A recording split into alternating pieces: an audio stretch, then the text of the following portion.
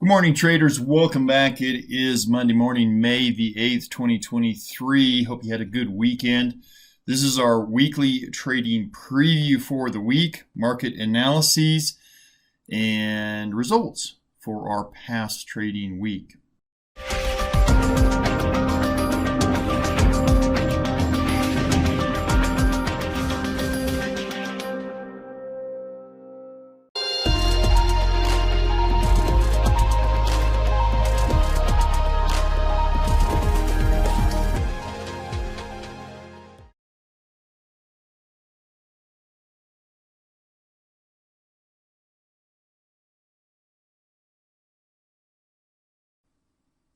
So it was a pretty interesting week. I felt like we did a little bit better than we actually did.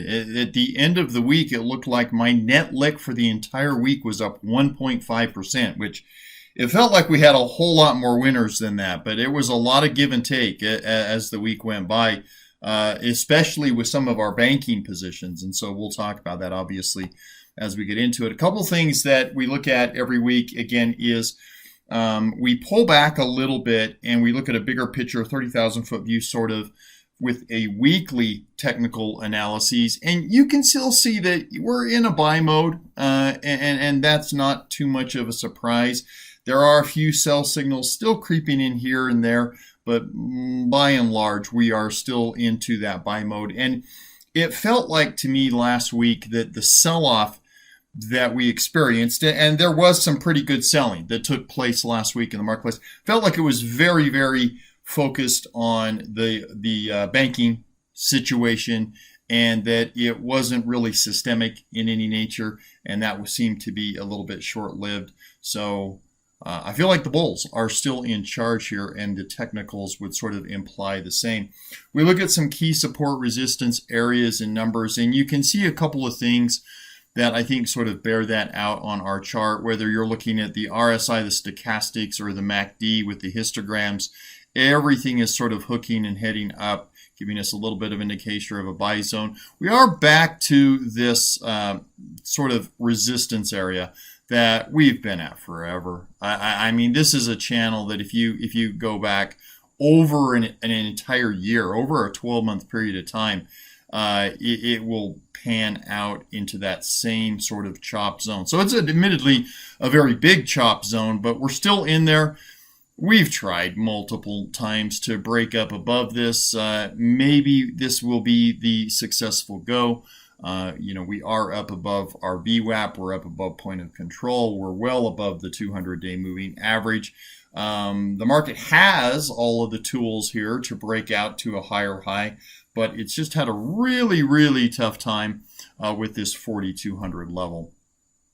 So we'll have to see how that progresses here. If we pull down into a smaller time frame, the 2-hour candles, which is what we base our initial support and resistance levels off in the morning each day for our 0 DTE setups.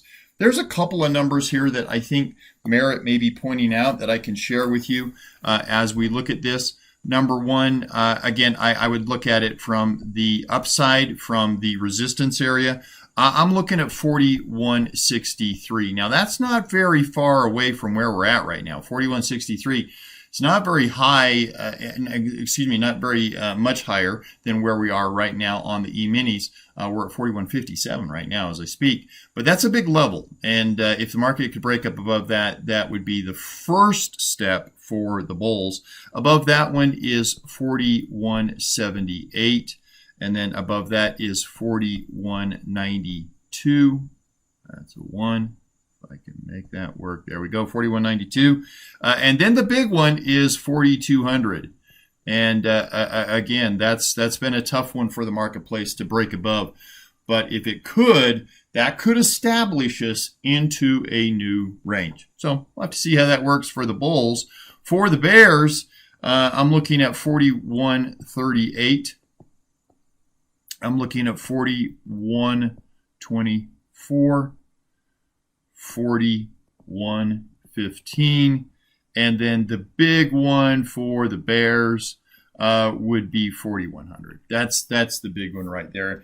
the bears can break down below that, then they might be able to build some momentum. So those are the levels that we start with today. As we start our trading, we look at key support resistance levels for all of the major markets, the major indices that we trade. And, again, pretty much all of them are in an upward trending motion, save for the IWM, which is trading sideways. And all of them are well above the 200-day moving average. Again, save for the IWM. We are looking at doing a pairs trade right now. This week in our live trading room, pairing some short Qs against some long IWMs. And I think that might be a good risk reward trade.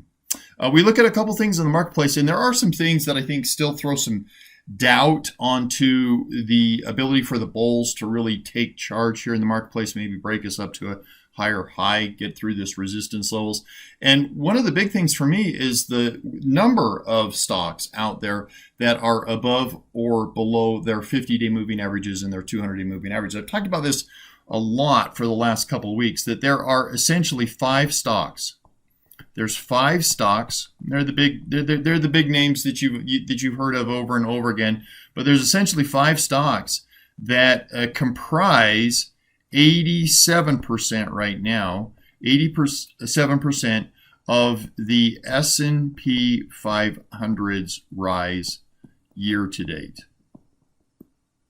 Not a good breadth and depth in terms of this bullish push that we're getting. And most of those 5 stocks, tech stocks. It is the techs that have been holding this market up.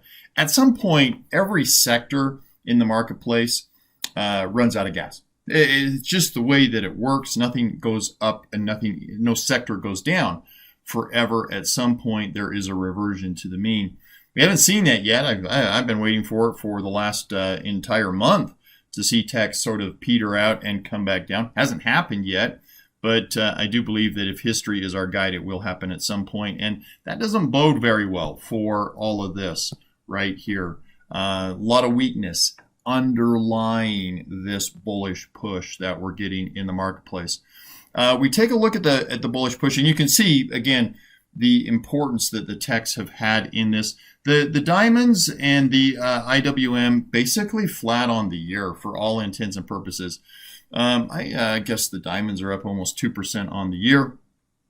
That annualizes out at maybe 6% a year. It's not very impressive down there. The S&P doing quite well, up 8% year to date, but it's the Qs. They just keep powering higher. The S&P is the same that it has been since April. Really, it's just been sort of trending sideways.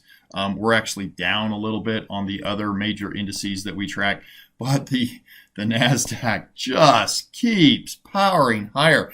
And again, I've said this before, if you annualize that out, it puts the NASDAQ up something like 85, 90% at the end of this year. I just don't see that happening. So I think you get a reversion here, and I think it is either these indices moving up to sort of combine with the results of the NASDAQ, or the NASDAQ falls and combines with those. And I think that it is the latter rather than the former. I do think that we eventually get a stalling and a sort of retracement, if you will, on the Qs. So that's kind of how we're setting up, or at least our pairs trade on that for this week. We look at the 1 week results in the marketplace, and it was really energy that just got clobbered. Now the financials, of course, that kind of goes without saying in terms of what happened in the banking sector, but the energy sector just absolutely got crushed. Again, we are very, very big on just the overall thematic approach to investing of reversion to the mean, using Keltner channels, using Bollinger Bands, looking at standard deviation sized moves, and understanding that the more you stretch a rubber band, usually the stronger that snapback is. And we made a pretty big allocation change in our weekly oil trades, where we sort of loaded it up on the put side in anticipation of saying, hey, maybe this is a little bit of an overcorrection to the downside.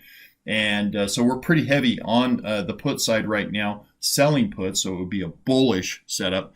That's worked out quite well for us the last 2 days.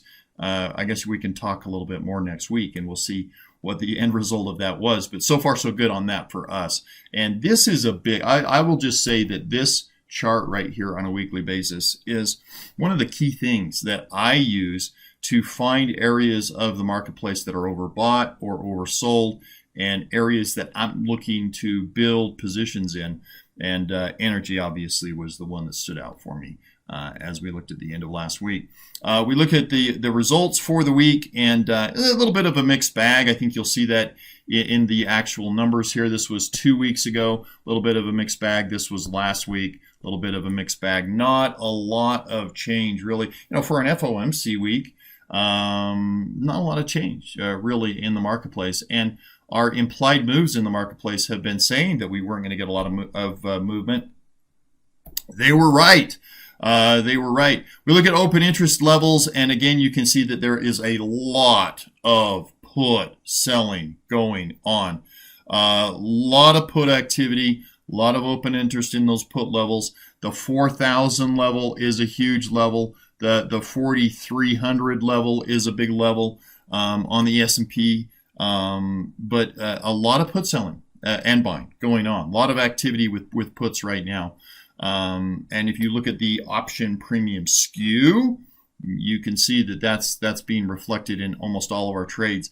Very interesting dynamic in our daily setups of our Theta Ferry trades, because the skew is so heavy to the puts. It's where almost all the premium is. So anyway, interesting setup there. I'm sure that will change as the next few days and weeks go by. Not a lot on the agenda news-wise this week, and so maybe not surprising that if 72 points of expected move was all we were going to get out of last week with an FOMC thrown in there, that we would probably, with no news, no substantial news this week. We've got CPI numbers coming out, so it's not like there's nothing this week, but it's no surprise that it would drop. And again, we're used to 120 to 140 point expected moves. As credit traders, as people that generally sell options rather than buy options, this has not been favorable for us. But we work with what we have.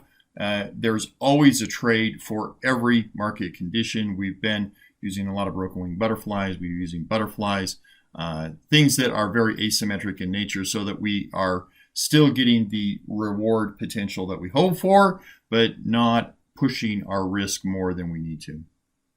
We look at the fear greed sentiment reading. It's always sort of a contrarian indicator for us, and it's surprising to me. Maybe it's not surprising, I don't know, but it's a little surprising, I guess, to me, that we're still pegged in the greed area with all of the banking concerns that we had last week. Again, it's a contrarian indicator. You want to be fearful when everybody is greedy. You want to be greedy when everybody is fearful. A little surprised that there's still this much greed in the marketplace, but nevertheless, that's been the case for quite a while now. Key news in the marketplace, again, not a lot happening this week, although there are some things that are happening that are every week very important for us. We've got Fed speak on Monday and Tuesday. Wednesday, oil inventory numbers come out. We trade oil every single week, so that's an important number for us. Of course, CPI is going to be huge. That's probably the biggest driver for the week. And then we have PPI as well on Thursday. That's a very important indicator for the Fed.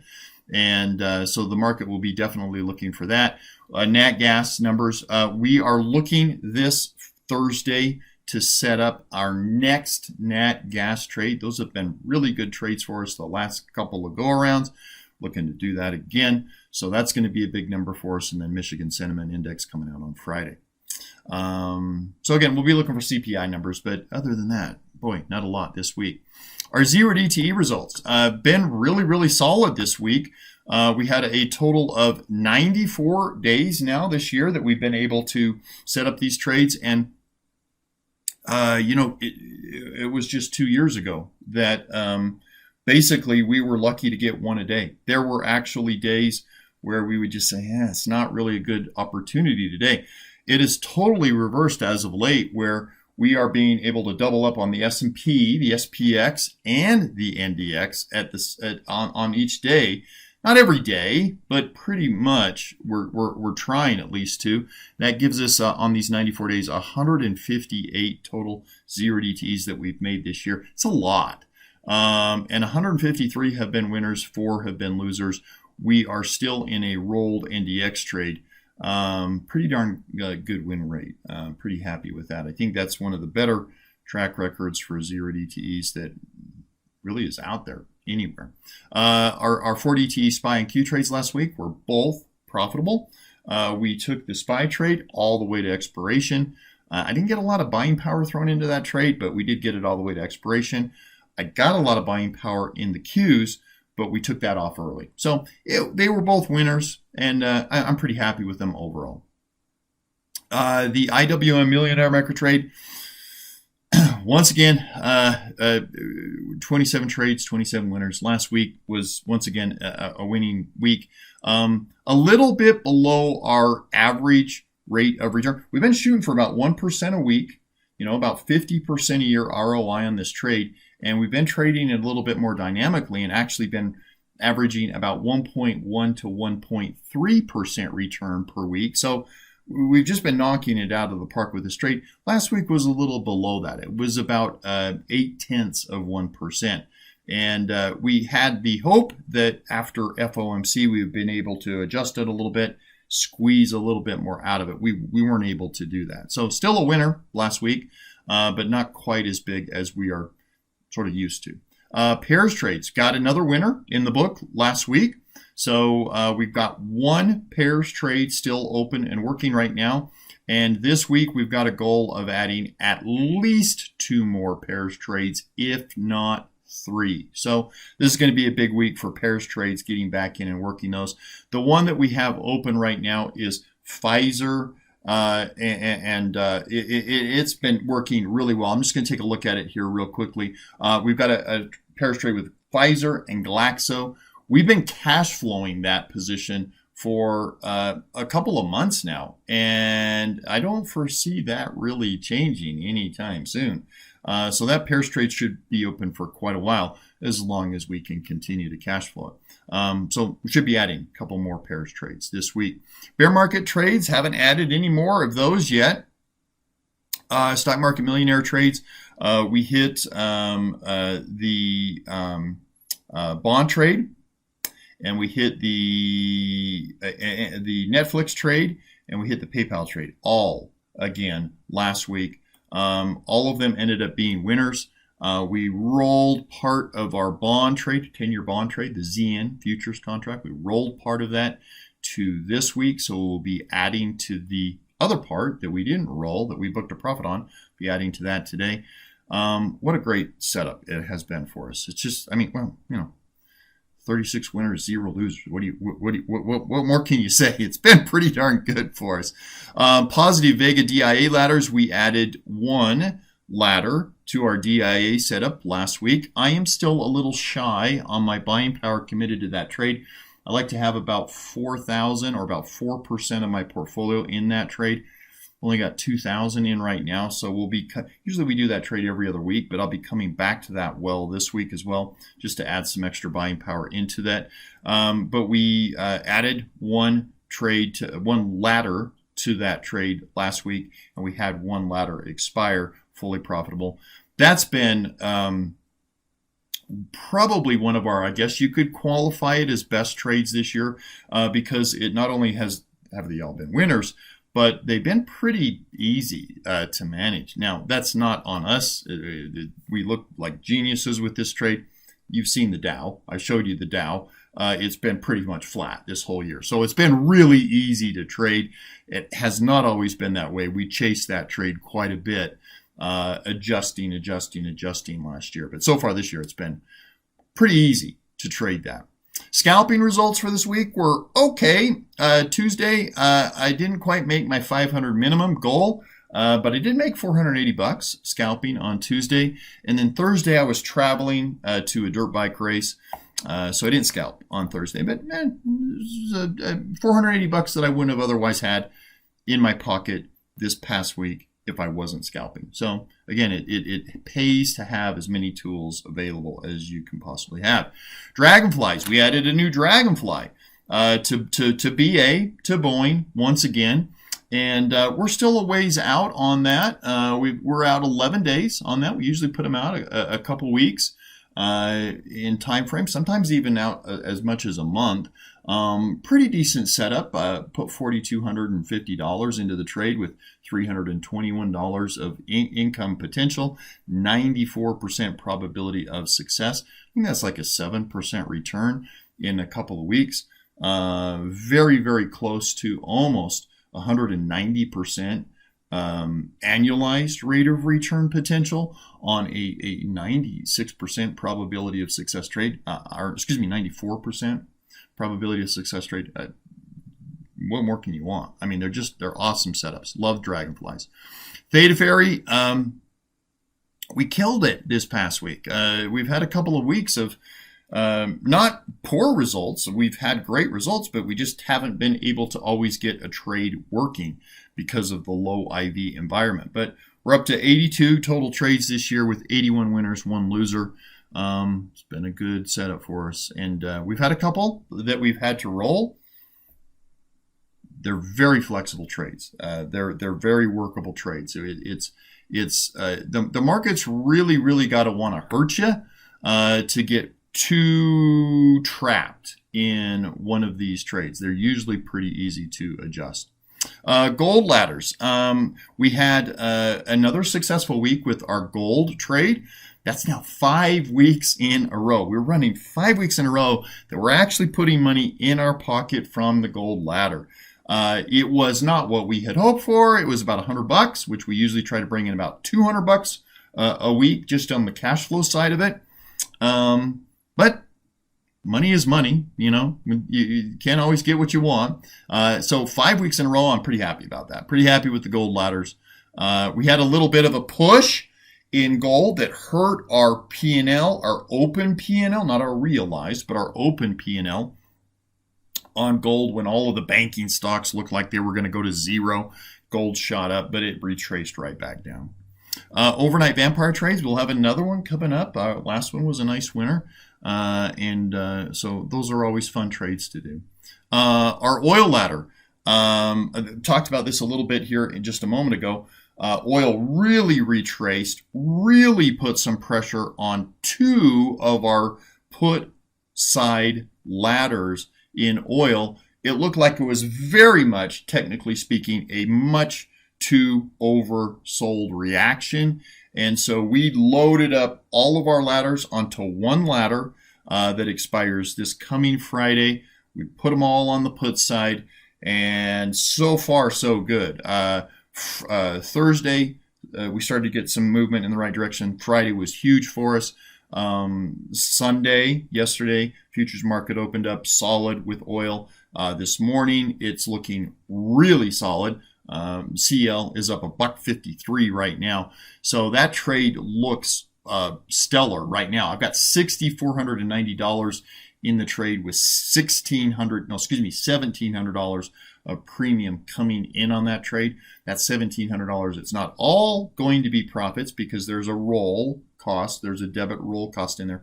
Nevertheless, it looks really good right now. Oil, again, is one of our ladder trades that really has more ROI potential than any other ladder trade.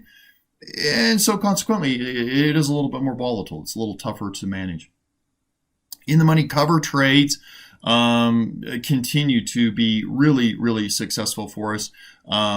We have been bringing in some pretty decent income from our long in the money covers, which are Coin and Tesla, by supercharging them a little bit, selling some call spreads against those. And that's really helped our income. It has added about 55% to our income on the Coin position each week. And it's bumped our income on Tesla up by about 20% a week. So those have really helped. We'll continue to do that this week as well. And both Coin and Tesla are looking pretty solid here in terms of those. We do have one short in the money call still working, and that's WIN. That's been fantastic for us. And we need to find at least one more, which we're going to be doing this week. So we'll be adding at least one more core position to our in the money cover trades this week. That's been a great trade. I think from a risk reward perspective, if you're wanting to say, what's the way that you can make the most money the fastest in the shortest amount of time? Well, that's a zero DTE. That's day trading, right? Not everybody wants to day trade, and I think hopefully most people understand the risk that is involved in day trading. But if you want to say, what is the best return I can get based on the risk that I'm taking, I think the in the money cover trades are probably going to be ones that you would want to look at. And the pairs trades. The pairs trades have been really good from that standpoint as well. Broken wing butterflies. We did one more broken wing butterfly last week, and that worked out quite well for us. It was a small trade. It was a $80, $85 trade that returned like $150. It was a small trade, but those are, when we do a broken wing butterfly, they're usually on days that nothing else really makes sense from a risk perspective. And so something, even if it's $50, even if it's $100, something's better than nothing. Something's better than just shutting down the computer and saying, well, doesn't look like it's a good viable day for us today. Our short portfolio, about done with that. There's only a couple of open positions still in there and working. And I still do want a dollar cost average on a couple of them. And so we're going to continue to work that a little bit, but winding that portfolio down has obviously been an amazing result for us. XSP flies, still didn't add any more of those to our portfolio last week. Definitely want to do that this week. ATM, our investment portfolio.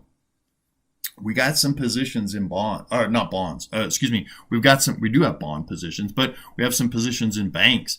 And that really drew us down this past week. We were up almost 16% year to date versus an 8% market return. The market hasn't, as you've seen, really changed at all going back to April. Been around 8.5% to the upside. We dropped a little bit there, but we're quickly regaining that, and it looks like, cross your fingers, knock on wood, this morning that the banks are going to open up a little bit higher again. So we should be able to bring that back. And again, this is an investing program. It's not trading. You wouldn't look at your daily balance. At least I don't think you should be looking at your daily balances in your IRAs or your 401ks or your thrift savings plans or your profit sharing plans or things like that. These are retirement accounts. These are long-term investment accounts. But we do look at them definitely on a month-to-month basis and on a quarterly basis. And all things being said, we're still outperforming the marketplace. So far, so good. You can see that on a month-to-month basis. It still looks pretty impressive. But we'll have to see how that 1 or 2 day big hit that we took reflects as we get the May results coming in. So that's where we're at for our past week's performance. Again, I felt like we did a lot better than we did. All things said and done, I was just up about 1.5% on the week. Felt like I should have been up about 5 or 6%. But anyway, green is green. If you want to come see how we trade, what we trade, how we set it up, come chat with us, come interact with us. We've got a group of about 300 of us that trade these strategies together as a team, basically, helping each other out. You can go to tryzerodteforfree.com. Come trade live with us for 7 days. If you sign up for our monthly subscription program, you go through our 4 hours of training. You do your one-on-one consultation with me. You do your daily check-ins with me. You and I talk on a daily basis. And at the end of the first 30 days, you do not agree with me that this is the highest value trading room online today. No questions asked. I will give you twice your subscription back. So I've never, ever had somebody ask me to honor that. So I'd love to have you guys come trade with us. If you are invested in our investing program, passive program, something that doesn't require day trading, something that doesn't require active input, takes just 5 minutes a day to make little alterations to your portfolio, and something that for the last 3 years has not just beat the market, but trounced the market. You could go to tryastforfree.com and you can get 2 weeks of free access there to see how we manage our asset allocation model and what types of setups we use. Everybody wants to know what our secret sauce is for this program. And there's a couple of things that we do that I think you'll be surprised with. So if you're more into investing, you can check that out. If you do want to come scalp with us on Tuesdays and Thursdays, love to have you on line with us. You can go to tryscalpingnow.com. No guarantees, obviously, in anything with trading or life, really. But we do shoot for $500 to $1,000 a day in profit on our scalping days. And that can be meaningful for a lot of people. So anyway, appreciate all you guys. I'm grateful for all of the support that you give me. I'm grateful for all of the input and interactions that I get with all of you. Had a dirt bike race this past weekend. Had a pretty bad crash. Busted my bike up pretty good. Had one of our members in our trading room out there in California say, "Hey, just down the street, I can bring you a brake lever." And just a great guy, just brought it. So I appreciate all you guys, appreciate the interactions that we have. I hope you guys have a good week trading this week. Be safe, trade small, position size, scale into your trades, manage the risk component, and let me know either here or on Twitter or inside of the trading room, the chat room, what you're trading, what you're seeing, what you're looking for in the marketplace. Always love hearing from you guys. Hope you have a good rest of your trading week.